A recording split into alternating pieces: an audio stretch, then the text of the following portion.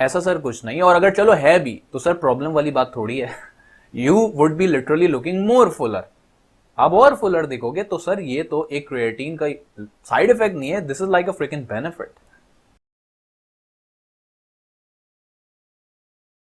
Myth number 1, creatine is an anabolic steroid. हर वो चीज जो कि डब्बे में बंद होती है सर वो एनाबॉलिक स्टेरॉइड नहीं होती। ये चीज आज आप अपने साथ बांध लें। क्रिएटिन की जब आप बात करते हैं तो सर ये इंडोजेनसली नेचुरली आपकी बॉडी प्रोड्यूस करती है, या फिर एक्सोजेनसली अगर आप if you love meat and fish a lot, so yes in that case आप वहां से भी उन अमीनो एसिड्स के थ्रू आपका जो क्रिएटिन का पूल होता है यूर लाइक एनहेंसिंग इट। सो ऐसी कोई चीज नहीं है कि जो कि उसको एनाबॉलिक स्टेरॉइड के तौर पे आप उसको लेबल करेंगे।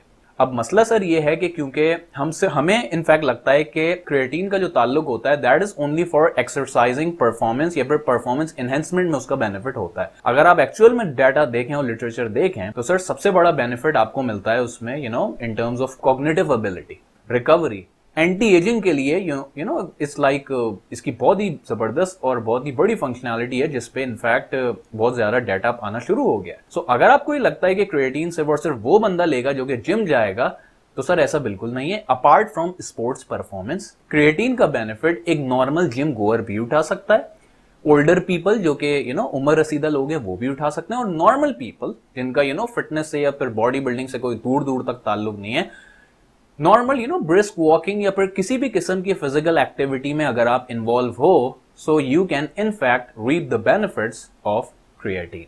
Myth number 2, creatine causes kidney damage. आपके सिरम में आपकी किडनीज कितनी अच्छी या बुरी काम कर रही हैं उसके लिए दो बहुत ही इंपॉर्टेंट पैरामीटर्स होते हैं। एक होता है आपका ब्लड यूरिया नाइट्रोजन और दूसरा होता है आपकी क्रिएटिनाइन लेवल्स। यूजुअली ये देखा गया है कि males have more creatinine levels as compared to females.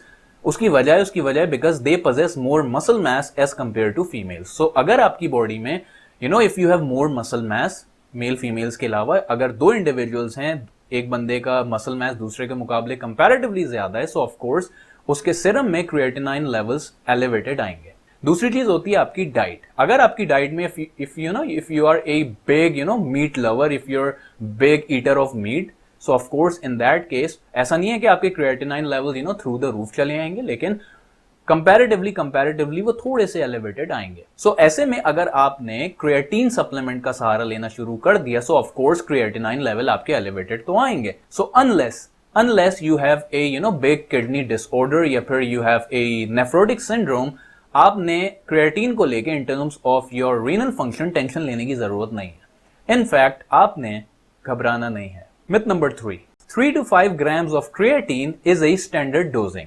और मैं ये कहूंगा कि ये मिथ से ज्यादा this is I would say miss information या फिर लैक ऑफ इन्फॉर्मेशन के लोगों को इनफैक्ट पता नहीं होता। लेट्स से एक लड़का है जिसका वेट है 150 पाउंड, वो है 15% बॉडी फैट। एक और लड़का है वो है 180 पाउंड्स का 15% बॉडी फैट।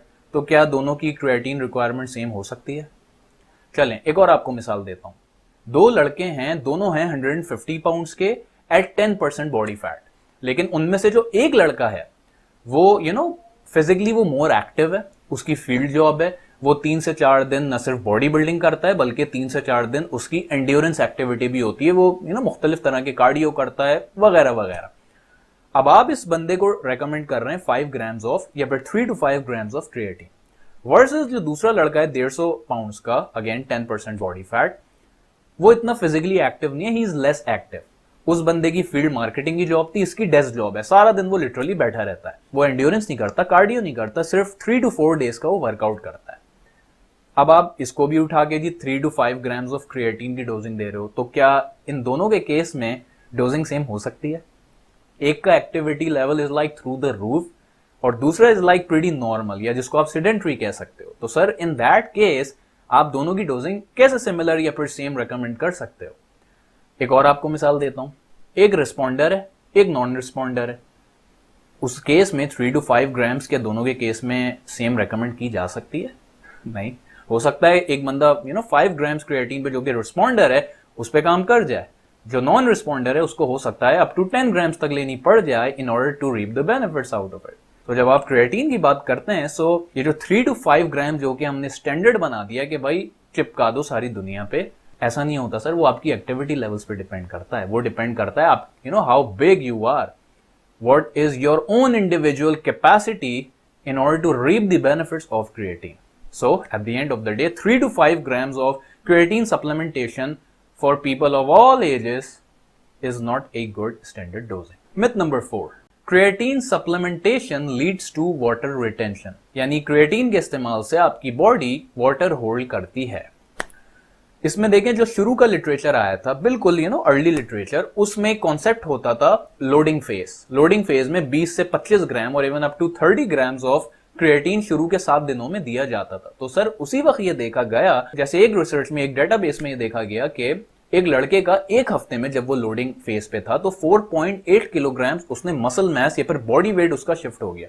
अब जाहिर सी बात है एक हफ्ते में आप almost up to like 11 pound muscle gain नहीं कर सकते। तो उसको उन्होंने रिलेट किया with of course water retention या फिर वाटर वेट, और ये अपनी एक स्टेटमेंट बना दी कि भाई क्रिएटिन से वाटर रिटेंशन होती है। लेकिन जब आप करंट लिटरेचर की बात करते हैं तो वो इस चीज को एक्सेप्ट या फिर इस चीज को अग्री नहीं करता, क्योंकि पहली चीज वो जो लोडिंग फेज का एक जो क्राइटेरिया था क्रिएटिन सप्लीमेंटेशन को स्टार्ट करते ही, करंट लिटरेचर ये कहता है कि भाई आपको लोडिंग फेज की जरूरत नहीं है। तो सर जब लोडिंग फेज ही खत्म हो गया तो फिर जाहिर है वाटर रिटेंशन वाली चीज इनफैक्ट साइडलाइन हो गई। इनफैक्ट आगे का जो फिर लिटरेचर आया उसमें उन्होंने दोबारा लोडिंग फेज अप्लाई किया, ये देखने के लिए कि भाई क्या ऐसा है कि प्रीवियस रिसर्च के हिसाब से जो लोडिंग है वो करेंगे तब ही वाटर रिटेन होगा। सो सर अगर आप रिसेंट या फिर लेटेस्ट इस हवाले से लिटरेचर पढ़ें तो उसमें ऐसी कोई चीज इनफैक्ट लोडिंग फेज पे भी नहीं मिलती। ऐसा नहीं है कि आप इतना पानी होल्ड करेंगे कि you're like going to be like Chris Bumstead and all that stuff, ऐसा सर कुछ नहीं है। और अगर चलो है भी, even if you are holding water, तो सर प्रॉब्लम वाली बात थोड़ी है। You would be literally looking more fuller, आप और फुलर दिखोगे। तो सर ये तो एक क्रिएटिन का साइड इफेक्ट नहीं है, this is like a freaking benefit. Myth number 5, take creatine before workout, यानी अब लोगों ने क्रिएटिन को एज प्री वर्कआउट के तौर पे कंसिडर करना शुरू कर दिया। तो सर पहली चीज तो ये कि creatine is not a pre workout ingredient. क्यों? क्रिएटिन को देखें, टाइम लगता है आपकी बॉडी में सैचुरेट होने में। एक वक्त आता है जब वो सैचुरेट होती है, तब जाके आपको उसके बेनिफिट्स मिलते हैं। यही वजह है कि लोडिंग फेज का कॉन्सेप्ट आया था। तो सर अगर क्रिएटिन को टाइम लग रहा है सैचुरेट होने में, takes like days and sometimes weeks, तो सर आप उसको प्री वर्कआउट कैसे कह सकते हो? प्री वर्कआउट का तो मतलब है literally just like instant results. और दूसरी चीज ये है कि प्री वर्कआउट आप 7 दिन थोड़ी ले सकते हो। इनफैक्ट प्री वर्कआउट लोग अगर 4 दिन जिम जा रहे हैं तो 4 दिन लेते हैं, लेकिन क्रिएटिन आपने मुसलसल यूज करना होता है। तो ये कहना कि उसको वर्कआउट से पहले इस्तेमाल करना चाहिए, this is this literally does not make any sense. If you find this video helpful, make sure you let me know by leaving a comment and a thumbs up below. See you guys.